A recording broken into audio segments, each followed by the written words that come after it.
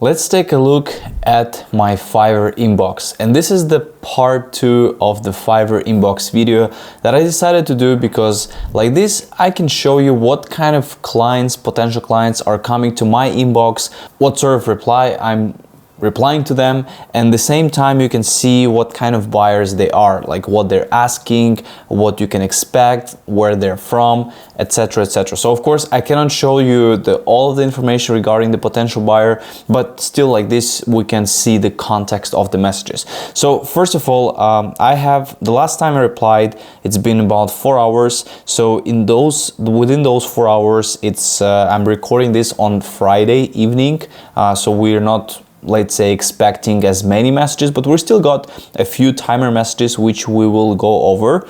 So let's first take a look at this message we have from this person. He says, hey Vasily, love what you got an offer and keen to learn more. By the organic growth, does this include posting on Instagram along with the real stories, etc.? So again, this has been a big change with Fiverr recently, that they have changed the category, so I had to readjust my gigs. And as you can see, when I open my gig, we don't really see any like posting, and then when they go here, they can see that this gig doesn't include any creation and posting content. So of course we can be transparent, we can say that. This one also came, looks like, from the promoted gigs as well.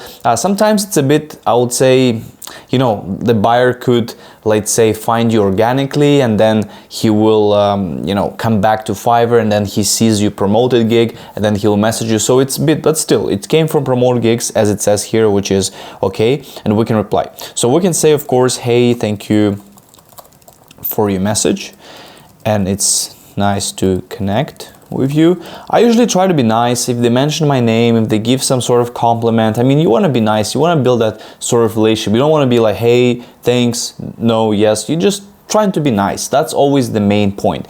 On the right side, we can also see that he's from the UK. He's been on Fiverr since 2021, English native speaker.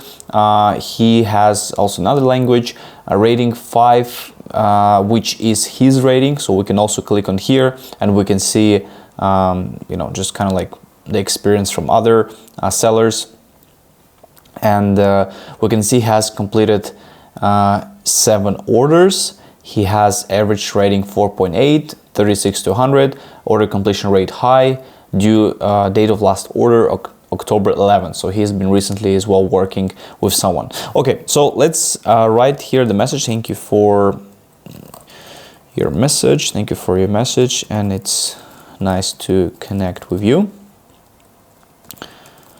You can of course have the shortcuts. I usually like to write the first message myself, but I do have shortcuts for other things.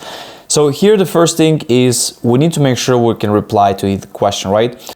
So again, we just want to answer the question. We're not doing that, but at the same time we're asking his username, the account he wants to grow, so we can do some more analysis, and then after we do the analysis, then we can push for certain packages. So very normal message, I will just send it. Again, I'm not using labels for this case because we don't know if it's good for growth, if it's not good, if it's good for content. So I'm just gonna go like this, and then of course I will archive the message so like this I don't get stuck with all of these messages. So we can refresh the page. Let's reply to actually the recent one here, 22 minutes ago, and it says, can this be done without sharing password, maybe like manager access? This has been a very popular question. Sometimes buyers are asking because they don't want to give the password. They feel maybe in the past they got cheated, or they maybe got, you know, let's say they lost their access, got hacked. So there are cases like this, not very often, but sometimes it could happen. So first of all, what I will do, I'll of course reply. I will say, hey, thank you for your message, and we can say again, so we can be, Grammarly is useful. I think that's what integrate with Fiverr. I mean, in these cases it's useful, but like this we are being transparent because he messaged from the growth gig, so he wants to more likely grow his account. But again, I like this because when we see, even when clients are messaging from the Growth Geek and they're providing their message, can you do this, I like to ask their username. So like this I can review and then say, okay, I can help you with the growth, but I can also help you with the content, I can help you with other things. So you can obviously cross-sell, cross-promote and other things. Again, we don't know exactly this account, so we're just going to go to move to archive, and we're not going to assign any labels here. So let's take a look at this one more. We have this client, he's from Kuwait, joined Fiverr in July 2023. He has completed 3 orders. He bought 3 times, 4.9, very high average order price. He's like, hey, sorry to disturb, will you please explain to me how the post will be posted? For example, I'll be taking a picture. Do I send it to you or should I post it, or how exactly what that will be? So first of all, we always want to ask their account username, because like this, I don't know exactly, maybe I cannot offer him posting, maybe I can, but I still need to see the account, I still need to see the niche, I need to see the website. So this is like a very standardized procedure for most of the clients. They don't usually provide you the information right away, so you want to make sure you ask this information. So like this, maybe in the future Fiverr could implement a way of where when someone messages you, let's say they decide to message you, and you can say, please provide your social media, like not credentials, but social media, Instagram, let's say username or Instagram profile link. Like this, it makes it simplified. I don't need to ask for their username to review. They can provide they can provide just their website. Like they provide their website, I can take a look at it right away in the first message, and I can straight push it to the certain packages which I can offer. So like this, it minimizes those extra steps that I need to take in order to close this client. So we can say, hey, thank you for your message. Again, we want to make sure we can review the page. We want to make sure we know exactly what we can offer before we're pushing for any other services. Okay, so here we can see this message when we say, do you need password? I can release that, right? This is a similar message actually that we responded.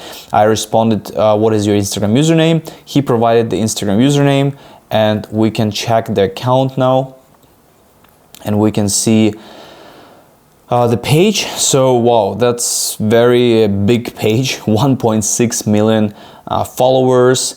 She's an entrepreneur, mom as well. A very big page actually. It's very unusual to have clients like this, but it's still possible. That's why I think Fiverr could be great, because you never know what kind of accounts you might be getting. So, okay, this is a pretty big client. She has 91 completed orders, 4.9, but her, the usual price is under 35, average price order, but she has a high repeat order, high completion rate. Date of the last order actually was a long time ago. She probably was not very active on Fiverr before, and now she started to look for like services for help. So what we're gonna do is that we're gonna message. I don't, when you know your service and you're like, oh, this client, maybe I can do something different, maybe I can offer something else. I wouldn't, break your system, right? Stick to what you do and try to, at the end of the day, if she agrees, it's good. If she doesn't agree, what you can do, right? You don't want to go like, through your standard procedure or do something differently completely, which you never have done before. So I will still stick to your original steps, right? So I'll say, thank you for your reply. This is just what I can, kind of like provide. I do have like very good cases of other big profiles, celebrity profiles that I manage, and of course, they can also give a proof about that. But at the end of the day, if it's not enough, if she says like, can you give me references, then we can push it. But I'm not gonna push too much. At the end of the day, it's her choice if she wants to go with me or not, if she wants to use my help or not. And then I will use my shortcut because her account looks good. So I'm gonna use my shortcut, which is I do the growth by this method, blah, blah, blah. You can check out. So I'm gonna be less pushy. I'm gonna be here. are the packages I have. Thank you, and let me know if you have any questions. Again, we can include, I like to sometimes include emojis. We want to be friendly, we want to be trustworthy, you know, like it's not, you know, you want to be nice.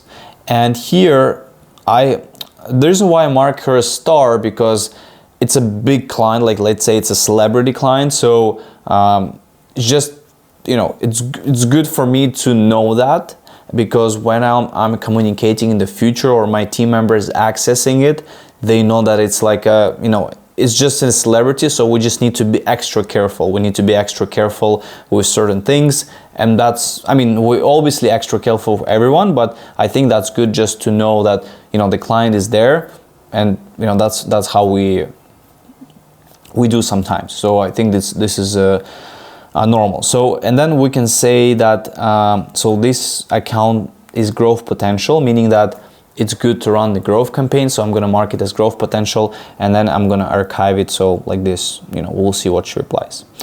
Okay, so let's do one more. And this one we have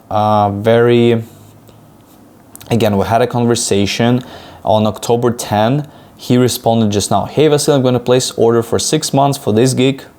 Let's check a look. Okay, he wants to do growth. That's good. My concern about followers, target number of followers, KPIs, please advise I can get approval from my manager for proceeding.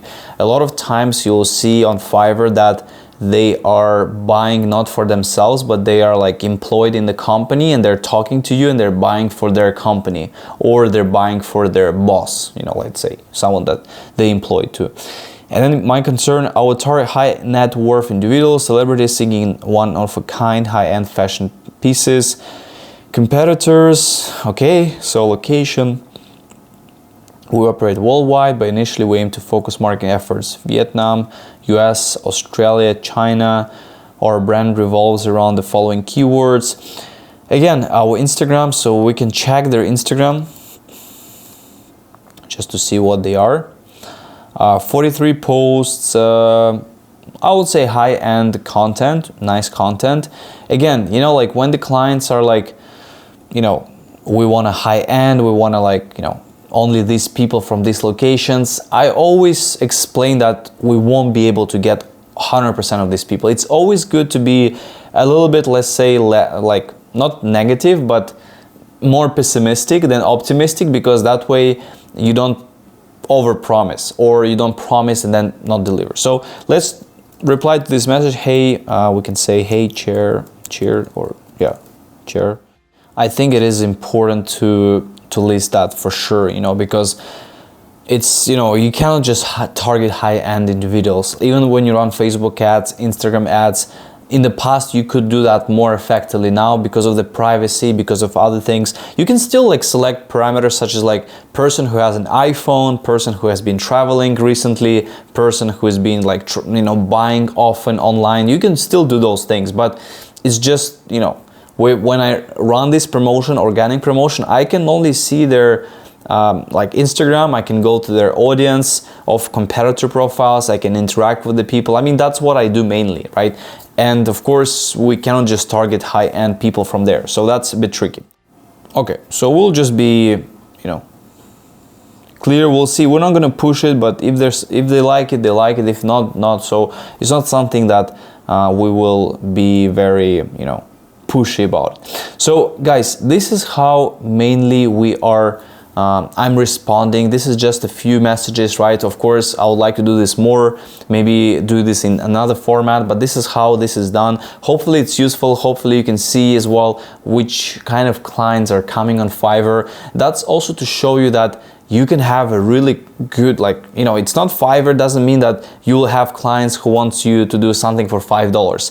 You will have clients who will be like a very high end. Recently I got a client who is like in a sports, in the golf industry, but they're like at the top, at the very, very top, and it's just inspiring to see it, you know, because a lot of times what will happen, they will use some other agencies. They will get disappointed because they will overcharge them. They will go through the experience, and then they will go to places like Fiverr because they can really select who they want to work with. Plus they get some sort of like a protection, and they can be, you know, a bit transparent. The sellers, you can see their reviews, reputation, etc. So you can see some activity. So like this, it makes it a bit more trustworthy. So it makes it possibly easier to convert when you drive traffic to the Fiverr account, because they can see already some activity. Compare where you drive to the landing page. Landing page, you can add fake reviews, you can add anything you want, so it makes it a bit less trustworthy unless you have some,